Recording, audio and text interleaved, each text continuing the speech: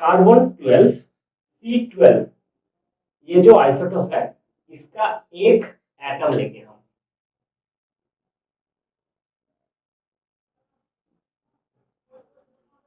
इस एटम को डिवाइड करेंगे 12 से, जो यूनिट आएगा उसे हम 1 U कहेंगे, यानी कि 1 एटॉमिक मास। अब ये क्यों है? सपोज कोई भी चीज आपको दिया जाए, उसका यूनिट है 12 kg, okay. Now you don't have any of thing to measure 1 kg, तो आप क्या करेंगे? 12 kg का जो चीज है उसे हम 12 से डिवाइड करेंगे, 12 हिस्सों में बांट देंगे, उसका एक एक भाग 1 kg आएगा। वैसे ही C12 का जो एटॉमिक मास है वो है 12, तो हम इससे 12 से डिवाइड करने से हमें 1 एटॉमिक मास यूनिट मिलेगा, सही है ना?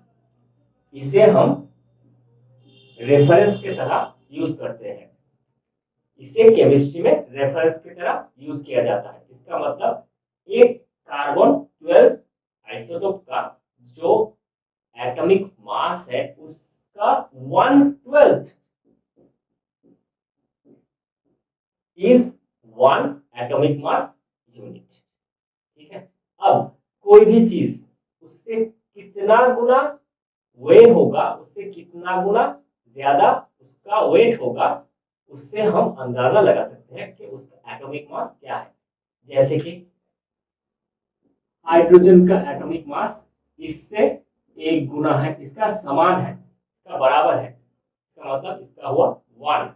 अब कार्बन का इससे 1/12, इसका मतलब 12 गुना है, इसका मतलब कार्बन का एटॉमिक मास यूनिट हुआ 12, ठीक है। नाइट्रोजन का 14, इसका मतलब इससे 14 times heavier, a nitrogen atom is 14th time heavier than a C12 1/12, C12 atoms 1/12 mass, okay। Oxygen का 16। अब चार्ट है ये वाला चार्ट, इस चार्ट को याद रखिएगा, इसे हम बाद में काम में लगाएंगे, okay. Molecules and ions, what are molecules and what are ions, okay। अब atoms cannot be independent, atom independently नहीं रह सकता नेचर में, इससे हमेशा ग्रुप में रहना पड़ता है। So a group of atom is called molecule, और a molecule is a consist of 2 और मोर एटम्स। अब यहाँ पे कुछ चीजें हैं, कुछ एलिमेंट्स है जो कि एक ही एटम से बनता है, जैसे आर्गन, नियॉन, हीलियम। ये जो है एलिमेंट्स, नॉन मेटल एलिमेंट्स, इनका जो मॉलिक्यूल है वो 1 एटम से बनता है, इसे हम कहेंगे मोनोएटॉमिक। बाकी जो गैसेस है लाइक ऑक्सीजन, हाइड्रोजन, इसका जो मॉलिक्यूल्स है ये 2 एटम से बनते हैं, इसीलिए हम ये वाला जो लिखते हैं H2 ये मॉलिक्यूल हो गया, O2 ये मॉलिक्यूल हो गया, ठीक है। 2 ऑक्सीजन एटम से एक ऑक्सीजन मॉलिक्यूल बनता है।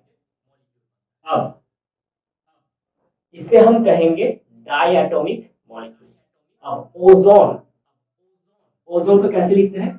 O3, इसका मतलब 3 एटम से ओजोन का एक मॉलिक्यूल बनता है, इसे हम कहेंगे ट्राई एटॉमिक मॉलिक्यूल। इसके बाद और भी है कुछ एटम, कुछ मॉलिक्यूल्स है जो 4 एटम से बनते हैं, ठीक है। कुछ मॉलिक्यूल्स है जो 5 एटम से बनते हैं, उसे हम पॉलीएटॉमिक मॉलिक्यूल्स बोलेंगे। 1 atom in a molecule monoatomic, 2 atom in a molecule diatomic, 3 atom in a molecule triatomic, and more than 3 polyatomic, ठीक है। अब what is ions? Ions are nothing but a charged atom। अब ये charge कहाँ से आया? आप लोग जानते हैं hydrogen, let's take an example for hydrogen. ये उसका एटॉमिक स्ट्रक्चर है। उसके बाहर जो है वो एक इलेक्ट्रॉन है, इसका ये न्यूक्लियस है। इसे हम बाद में एक्सप्लेन करेंगे, लेकिन हमें इतना जरूर पता होना चाहिए कि हर एक एटम के बाहर वाले जो एक्सिस है उसमें इलेक्ट्रॉन्स होते हैं। अब ये इलेक्ट्रॉन्स बाहर भी चले जाते हैं, कभी कभी दूसरे चीजों से अंदर भी आ जाते हैं। ठीक है, अब इलेक्ट्रॉन का जो चार्ज है वो है नेगेटिव। अब इस इलेक्ट्रॉन की वजह से कभी कभी एटम्स चार्ज्ड हो जाते हैं।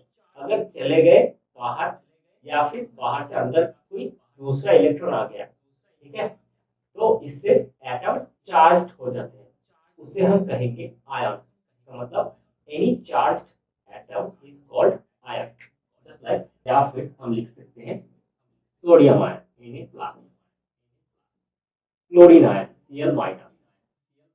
ओके, अब ये प्लस माइनस का क्या चक्कर है? It depends on electron.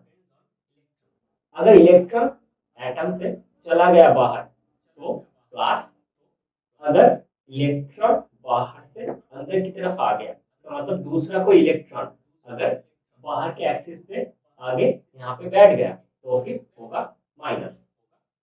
Okay, सो इसका मतलब जो प्लस आयन है ये वाला, इसे हम कहेंगे कैटायन। ये है कैट, कैट आयन। ओके, अब ये जो माइनस है ये है an, anion. This is cation, this is anion. So ions का कॉन्सेप्ट क्लियर है? ठीक है, चलो आगे बढ़ते हैं।